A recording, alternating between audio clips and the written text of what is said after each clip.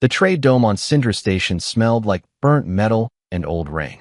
Daniel Voss walked through it slowly, a data pad tucked under one arm, watching the crowd of alien traders argue over crates of blue grain. He was not important here. He was just a logistics officer, the kind of man who counted boxes and signed forms. But today, the counting could wait, because the Red Hari were putting on a show. A ring of iron poles stood in the center of the dome, wrapped in chains that glowed faintly with heat. Around it, dozens of species had gathered, drawn by rumors that traveled faster than light through the station's gossip channels. In the middle of the ring stood 3 Red Hari soldiers, tall and gray-skinned, their muscles corded like rope under armor plating. They were smiling.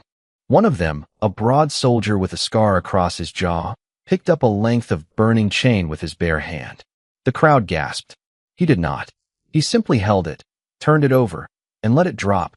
The skin on his palm blackened, but his face calm as still water. Another soldier drew a blade across his own forearm, deep enough to draw blood, and did not blink.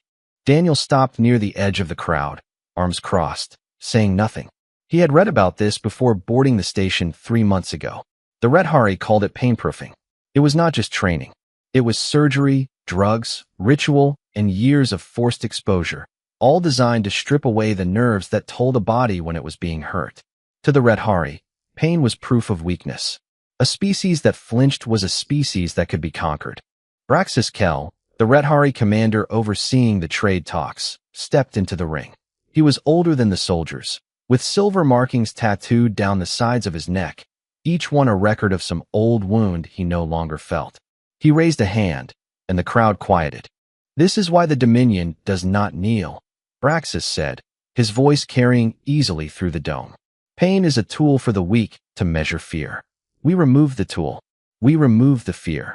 He turned his head, and his eyes found Daniel standing at the edge of the crowd. "The humans wish to sit at our table. Perhaps they should first show us what they are made of." A ripple of laughter moved through the nearby Red Hari soldiers. Daniel did not laugh. He did not look away either. He simply studied Braxis the way he studied a supply manifest, looking for the numbers that didn't add up. Priya Anand, the station's medic, appeared at his side, her arms full of a small crate of medical supplies she had been sorting nearby.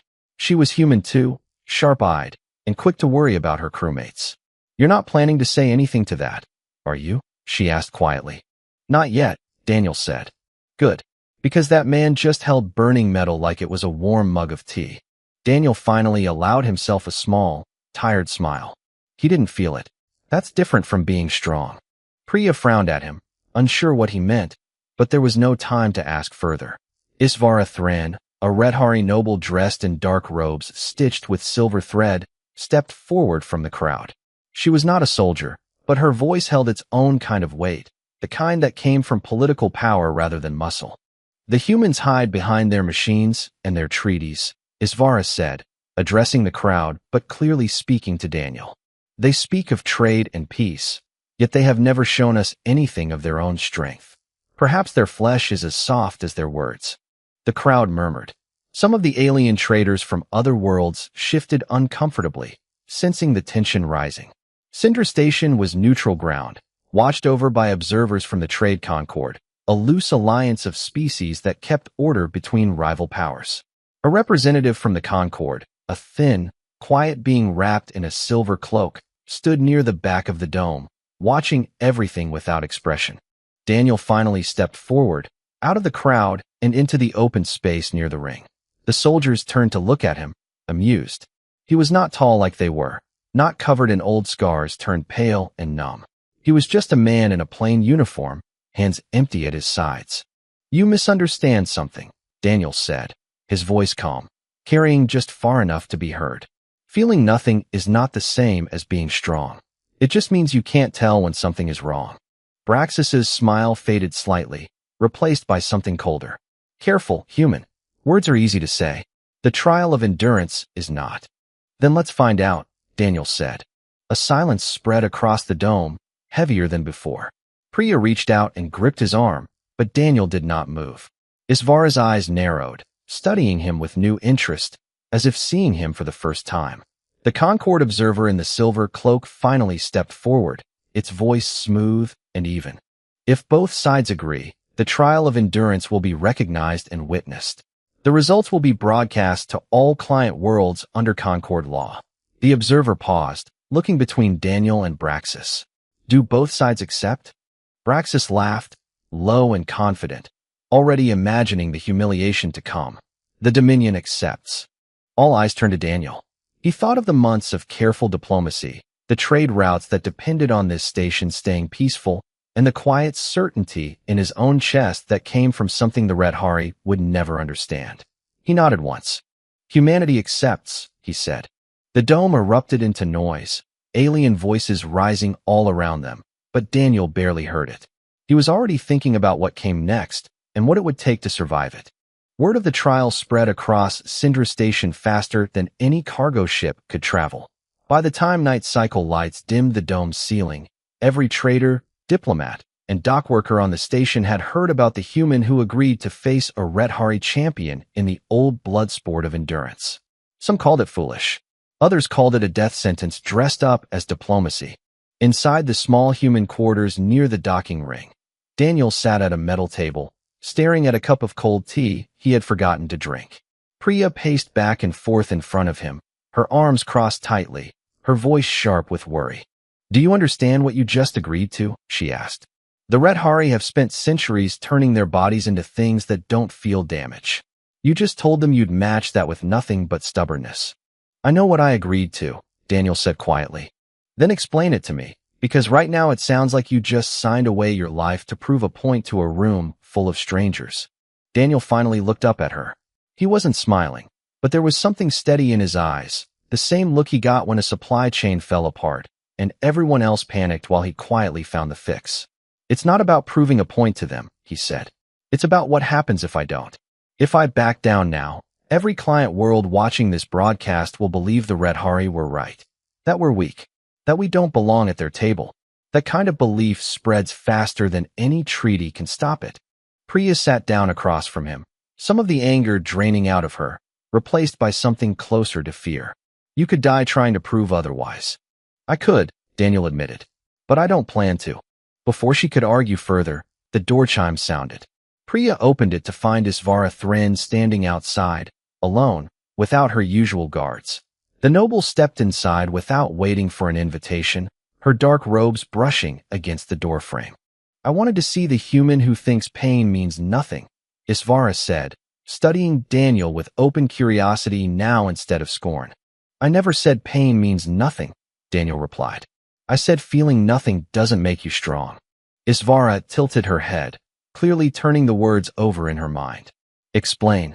Daniel gestured to the empty chair across from him, and after a moment's hesitation, Isvara sat. Pain is information, he said. It tells your body something is wrong before real damage happens. If you cut off that information, you don't become tougher. You just become blind to your own injuries until it's too late to fix them. The Dominion has used painproofing for 300 years, Isvara said. Our soldiers fight through wounds that would cripple other species. And how many of them die from injuries they never noticed until it was too late? Daniel asked. Isvara's jaw tightened, and for a moment she said nothing. It was clear the question struck somewhere she didn't like. That is not something openly discussed among my people, she finally admitted. It should be, Daniel said, not unkindly. Because tomorrow, you're going to see the difference for yourself. Isvara studied him a moment longer, then rose from her chair. Doran Kesh will be your opponent. He is young, but he has passed every painproofing trial the Dominion has ever devised. He has never lost an endurance contest. Then he'll have a good record going into tomorrow, Daniel said evenly. Isvara almost smiled at that, though she caught herself before it fully formed. You are either very brave or very foolish, human. Most days, I can't tell the difference either, Daniel replied. After she left, Priya rubbed her temples and looked at him. You're really doing this. I already agreed. Backing out now would be worse than losing. The next morning, the trade dome had been transformed. The iron ring from the day before was gone, replaced with a raised platform surrounded by monitoring equipment brought in by the Concord observers. Cameras hovered in the air, ready to broadcast the trial to every client world under Red Hari influence. Braxis stood near the platform, arms crossed, watching the crowd gather with clear satisfaction. Dorian Kesh climbed onto the platform first. He was younger than Daniel expected, lean but powerfully built, his gray skin marked with the pale lines of old pain-proofing scars. He looked at Daniel with something close to pity, as if he already knew how this would end. "You did not have to do this," Dorian said, not unkindly. "The Dominion respects courage, even in a losing effort." "I appreciate that," Daniel said, "but I'm not planning on losing." Dorian's eyes narrowed slightly, some flicker of doubt crossing his face before it disappeared behind practiced calm. The Concord observer stepped onto the platform, its silver cloak catching the dome's light. The trial of endurance will consist of 3 stages, each testing a different measure of tolerance and function under pain. All results will be recorded and witnessed. Do both competitors understand the terms?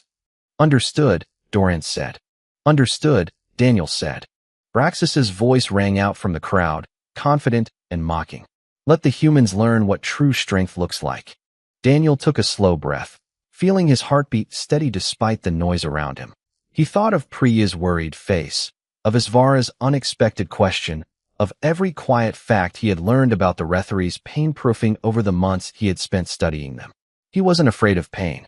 He had simply never needed a body that couldn't feel it. What he needed was a mind that could work through it. The first stage was about to begin. A low hum filled the trade dome as the first stage's equipment powered on. 2 metal cuffs rose from the platform floor, one in front of Daniel and one in front of Dorian, each connected to a thick cable that ran down into a control unit monitored by a Concord technician. The cuffs would apply pressure, heat, and controlled electric current, all measured precisely and increased in stages, while both competitors were required to complete a simple task, assembling a small mechanical device, without stopping. Priya stood near the edge of the platform with the other observers, her hands clenched at her sides. She had argued against this trial for hours the night before, but Daniel had made his decision, and now all she could do was watch. The Concord observer raised a thin hand. "Begin." Both cuffs closed around the competitor's wrists at the same moment. Daniel felt the pressure first, a tight squeeze that quickly turned to a dull ache, followed by rising heat that spread up his forearm like he'd placed it too close to a stove. He grit his teeth and reached for the small pile of mechanical parts in front of him, forcing his fingers to work despite the growing discomfort. Dorian, across from him, showed nothing. His face remained still, his hands steady as he assembled his own device piece by piece, moving with practiced calm. To the crowd watching, it looked like an easy victory already forming. Whispers spread through the dome, some laughing quietly at the sight of Daniel's furrowed brow and tense jaw. The heat in the cuffs increased. Daniel's hand trembled slightly as he fit a small gear into place, sweat beading on his forehead. He did not stop. He breathed through his nose, slow and controlled, focusing on each small motion, ignoring the part of his mind screaming to pull his hand away. "Look at him struggle," one of the Rethari soldiers muttered from the crowd, loud enough for those nearby to hear. Isvara Thrin, standing near the front with Braxis, was not laughing. Her eyes were fixed on a small display screen mounted beside the platform, showing real-time data from both competitors: heart rate, task completion speed, motor precision. She frowned slightly, something catching her attention. The electric current activated next, a sharp jolt that ran through both cuffs at timed intervals. Daniel flinched visibly, his whole arm jerking for a half-second before he forced himself back into rhythm, fingers moving again. Dorian did not flinch at all. His hands never paused. To anyone simply watching faces, it looked like the Rethari champion was untouched while the human suffered. But Isvara kept watching the display screen instead. Dorian's task completion speed had begun to slow, almost too slightly to notice, a few fractions of a second lost between each piece he assembled. His precision readings, tracking small errors in movement, had ticked upward twice already. Daniel's numbers, despite his visible strain, had not changed at all. His task completion speed remained steady. His precision stayed locked in place, piece after piece fitting together correctly despite the sweat running down his face and the tight line of his jaw. The current increased again, sharper this time. Daniel let out a short, controlled breath through his teeth, a sound of clear discomfort, but his hands did not stop moving. He finished his device with a final click and set it down on the platform exactly as the countdown timer reached 0. A second later, Doran finished his as well, his face as calm and unreadable as it had been from the start. The Concord observer studied both devices, then the data screens. Stage 1 complete. Both competitors have finished within acceptable parameters. The crowd murmured, many still convinced the trial was already decided in the referee's favor. Braxis wore a satisfied look, arms crossed, clearly certain of the outcome. But Isvara stepped closer to the display screen, studying the numbers more carefully now, her earlier confidence replaced with something more careful. She approached Daniel as the cuffs released, and technicians moved in to check both competitors before the next stage began. Daniel flexed his reddened wrist slowly, wincing slightly at the movement, but otherwise composed. "You showed pain on your face," Isvara said, watching him closely. "Yet your task never slowed." His face showed nothing, yet his numbers slipped. "That's the part your people don't measure," Daniel said, breathing evenly now that the trial had paused. "You watch faces. You should be watching results." Isvara's eyes flicked toward Doran, who stood a short distance away, flexing his own numbed wrist without any visible reaction, unaware or unconcerned by the faint tremor Isvara had noticed in his fingers moments earlier. "He does not feel the strain building in his hand," Isvara murmured, almost to herself. "No," Daniel said. "He doesn't. And that's not always a gift." Braxis approached, clearly annoyed by the pause and celebration. "The stage is complete. Move to the next trial."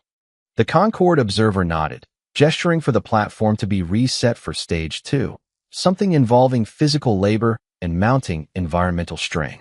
Priya moved quickly to Daniel's side, checking his wrist with practiced hands, her expression tight with concern.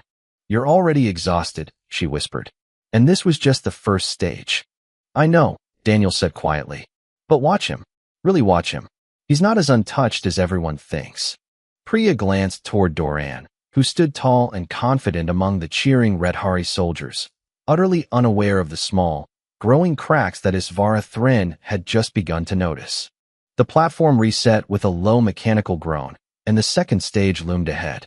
The trade dome's floor shifted and reformed for the second stage, panels sliding apart to reveal a jagged path of broken terrain built from rock, twisted metal, and uneven steps, stretching nearly 50 meters across the platform. Heavy packs waited at the starting line, each one loaded with dense supply crates meant to simulate battlefield conditions. The task was simple in words, but brutal in practice. Carry the load across the terrain without stopping, while pain-inducing stimulus continued through wearable cuffs strapped to both competitors' legs. Daniel rolled his shoulders, testing the weight of the pack as a technician fastened the cuffs around his calves. The device would deliver pulses of pressure and heat with every step, designed to simulate the strain of a forced march under injury. Doran stood a few meters away, having his own cuffs fitted, his expression as calm as ever. Priya crouched near Daniel, adjusting the straps on his pack with quick, careful hands. "Your legs are already tired from the first stage," she said quietly. "This is going to be worse." "I know," Daniel said, "but I can feel exactly how tired I am. That matters more than it sounds." Priya didn't fully understand what he meant, but there wasn't time to ask. The Concord observer raised its hand once more. "Stage 2. Begin." Both competitors stepped onto the broken terrain at the same moment. The cuffs activated immediately, sending sharp pulses of heat down Daniel's shins with every step he took. He winced, adjusting his stride almost instantly, shifting his weight to avoid placing too much pressure on a spot where the pulse landed hardest. It slowed him slightly, but it kept him steady. Doran moved differently. He walked at a brisk, confident pace, his numbed legs registering nothing from the pulses at all. To the crowd, it looked like he was pulling ahead easily, his stride long and sure, while Daniel limped carefully behind him, adjusting constantly to the discomfort in his legs. "The human falls behind already," a Redhari soldier called out from the crowd, drawing laughter from those nearby. Braxis smiled, watching Doran's clear lead with open satisfaction. Isvara, however, kept her attention on the display screen once more, watching a smaller reading tucked beneath the main data feed.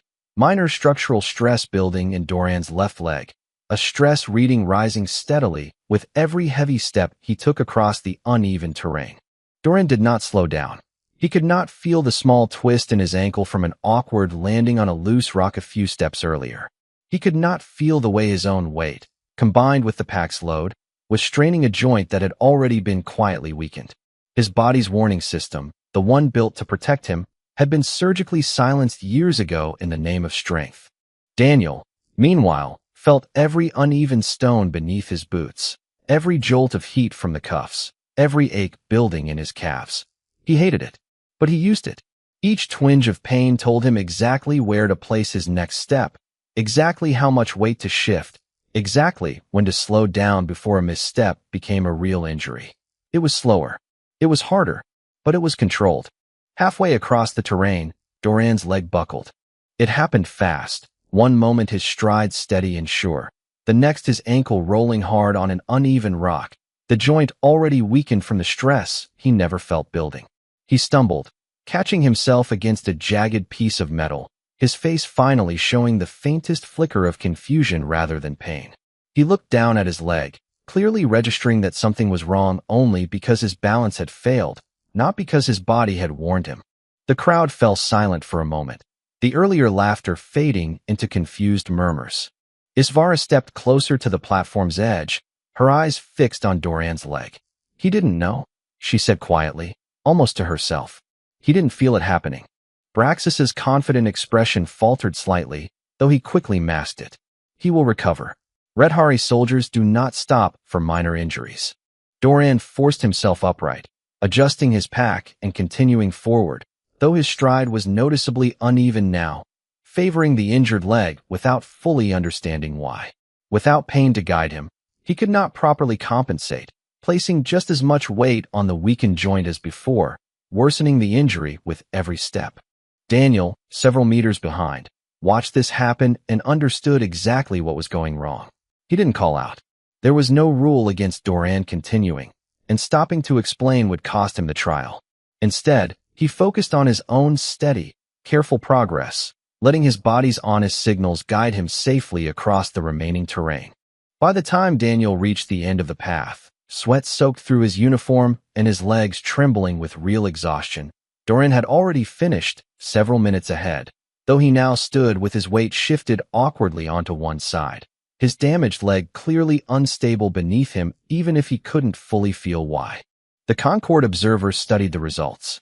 Stage 2 complete. Competitor Doran Kesh finished first. However, medical scans indicate significant joint damage sustained during the stage. A ripple of surprised murmurs spread through the crowd.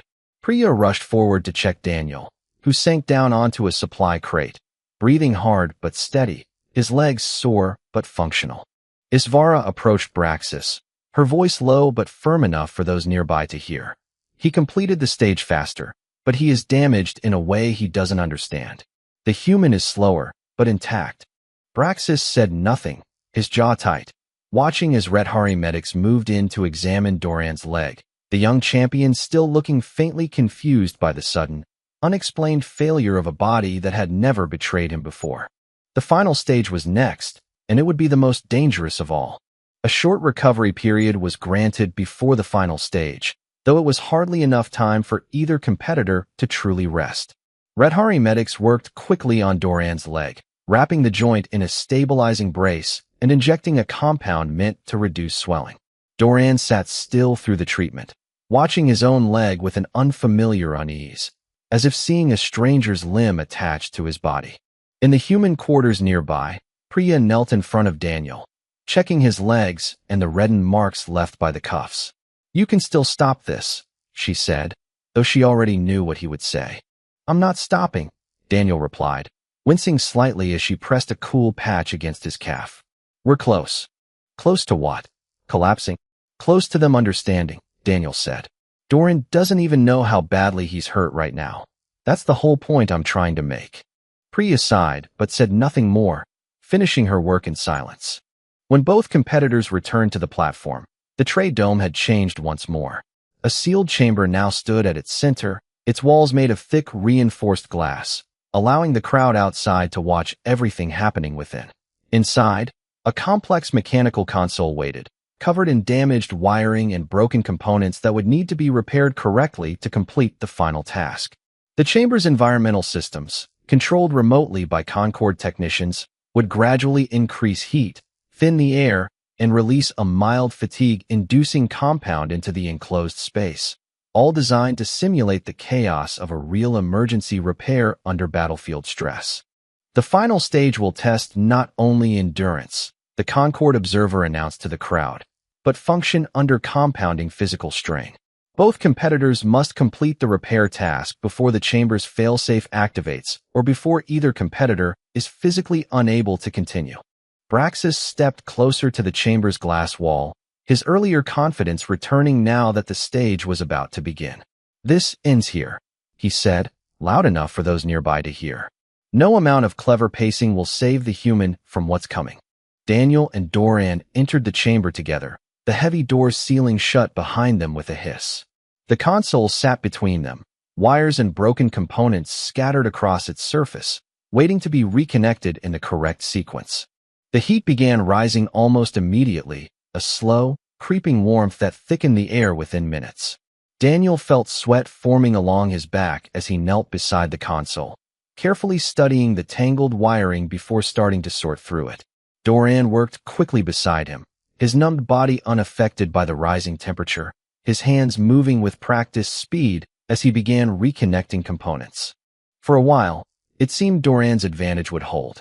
He worked fast, untouched by the heat that made Daniel's hands slippery with sweat, unaffected by the thinning air that made each breath slightly harder to draw. But the fatigue compound released into the chamber's air worked differently than heat or pressure. It didn't target the skin. It targeted the muscles directly, causing a slow buildup of exhaustion that no amount of numbed nerves could hide. Daniel felt at first a growing heaviness in his arms, his fingers slower to respond than before. He recognized the sensation immediately, understanding what was happening to his body, and adjusted his pace, resting his hands for brief seconds between each connection, forcing himself to breathe slowly despite the thinning air, rationing his strength carefully like a man stretching out the last of a dwindling supply. Doran, feeling nothing from the compound building steadily in his muscles, continued working at his original pace, unaware that his own strength was draining far faster than he realized. His hands, though still moving quickly, had begun trembling slightly, a sign his body should have been screaming at him to notice, if only it still could. Outside the chamber, Isvara watched the data screens closely, her expression tightening with each passing minute. "His readings are dropping faster than the humans," she said quietly to Braxis. "He doesn't know it's happening." Braxis said nothing, his eyes fixed on the glass, his earlier confidence slowly fading into something closer to concern. Inside the chamber, Doran reached for a final component, his hand shaking now visibly, though his face still showed nothing. He tried to fit the piece into place, missed the connection once, then twice, his fingers no longer responding the way they always had. Without warning, his legs gave out beneath him, and he collapsed onto the chamber floor, his body finally failing in a way his mind had no warning for at all. Daniel, working slowly but steadily beside him, saw Doran fall, but did not stop his own careful pace. He couldn't help him without abandoning the task, and stopping now would waste the only advantage he had left. He rationed his breathing, ignored the burning ache spreading through his arms, and forced his trembling fingers to complete one final connection. The console lit up with a soft hum, the repair complete just as the chamber's environmental alarms began flashing red, signaling the failsafe was about to trigger. The heavy door hissed open, releasing the thick air as medics rushed inside to reach Doran, still unconscious on the floor. Daniel remained kneeling beside the console for a moment, breathing hard, every muscle in his body aching in a way that told him clearly just how close he had come to his own limit. The Concorde observer stepped forward, studying the final readings from both competitors with careful, deliberate attention. "The repair task has been completed by competitor Daniel Voss," the observer announced, its voice carrying clearly through the now silent dome. Competitor Doran Kesh was rendered unable to continue due to undetected physical collapse. By the terms of the trial of endurance, the human delegation is declared the winner. A stunned silence spread through the crowd, broken only by the quiet hum of the chamber's cooling systems and the distant sound of medics working to revive Doran on the platform floor. The trade dome remained unusually quiet in the hours after the trial ended, the usual noise of arguing traders replaced by low, uncertain murmurs. Doran had been carried away by Red Hari medics, stable but shaken, his body recovering from exhaustion and joint damage he had never once felt coming. Daniel sat on the edge of the platform, a thin blanket draped over his shoulders, sipping water Priya had brought him while she checked his vitals one final time. "You look terrible," Priya said, though there was relief in her voice now instead of worry. "I feel terrible," Daniel admitted, managing a tired smile. "But I'm still standing." "Barely," Priya said, though she smiled back. Across the dome, Braxis stood alone near the chamber, staring at the empty console where the trial had ended. The confidence he had worn since the moment the trial began was gone, replaced by something quieter, more thoughtful. The broadcast had already reached every client world under Red Hari influence, showing the same footage over and over, a human kneeling exhausted but victorious beside a Red Hari champion who had collapsed without ever knowing he was in danger. Isvara Thrin approached Daniel once the last of the medical checks were finished, her earlier scorn completely gone now, replaced by careful curiosity. "May I ask you something?" she said. Daniel nodded, gesturing for her to sit if she wished. She remained standing instead. "You could have asked for your own body to be numbed before the trial," Isvara said. "Your medic surely has compounds capable of dulling pain. It would have made everything easier for you." "It would have," Daniel agreed. "But it also would have made me exactly like Doran. Fast, confident, and blind to my own damage until it was too late to fix." "But you suffered," Isvara said. "We all saw it. Your face, your hands, the way you struggled through every stage." "I did suffer," Daniel said simply. "That's not the part one was trying to avoid. Pain isn't the enemy. It's a warning system. Hiding it doesn't make you stronger. It just means you stop listening to your own body until it fails completely, all at once, with no warning at all." Isvara was quiet for a long moment, clearly turning the words over carefully. "The Dominion has spent 3 centuries believing the opposite," she finally said. "That removing pain removes weakness." "You didn't remove weakness," Daniel said gently. "You just made it invisible. Doran didn't lose because he was weak. He lost because he couldn't tell when something was already broken." Braxis had approached quietly during the conversation, his expression unreadable as he listened. "The trial's results will be recorded," he said finally, his voice lower than before, stripped of its earlier arrogance. "The Dominion does not go back on the terms of a witnessed contest." "I didn't expect you to," Daniel said, meeting his gaze evenly. "I just wanted your people to see what actually happened, not what you assumed would happen." Braxis said nothing for a long moment, then reached up and touched the old scar along his jaw, the one he had shown off so proudly the day before. His fingers traced its length slowly, and for the first time, something like doubt crossed his face. He turned and walked away without another word, disappearing into the crowd that still lingered near the platform, whispering among themselves about the broadcast already spreading across a dozen worlds. In the days that followed, the human outposts standing among the Concord worlds shifted noticeably. Trade negotiations that had once been slow and dismissive moved with new urgency and respect. Other species, watching the broadcast from their own distant systems, began quietly reaching out to human representatives, curious about a species that had shown weakness openly and won anyway. Within the Red Hari Dominion itself, something slower but no less significant had begun. Reports started circulating among their medical corps, questioning long-buried data about pain-proof soldiers who had died from untreated injuries they never felt coming. Old assumptions, held for centuries without challenge, were being quietly re-examined for the first time. Doran recovered fully within a few weeks, his leg healed under proper treatment, though the experience left a lasting mark on him that had nothing to do with physical scars. He sought out Daniel once during his recovery, finding him in the quiet observation deck overlooking the docking ring. "I didn't know," Doran said simply, standing awkwardly near the doorway. "I didn't know my leg was that badly hurt. I couldn't feel it happening." "I know," Daniel said, without judgment in his voice. "That's not your fault. It's just what your people built you to be."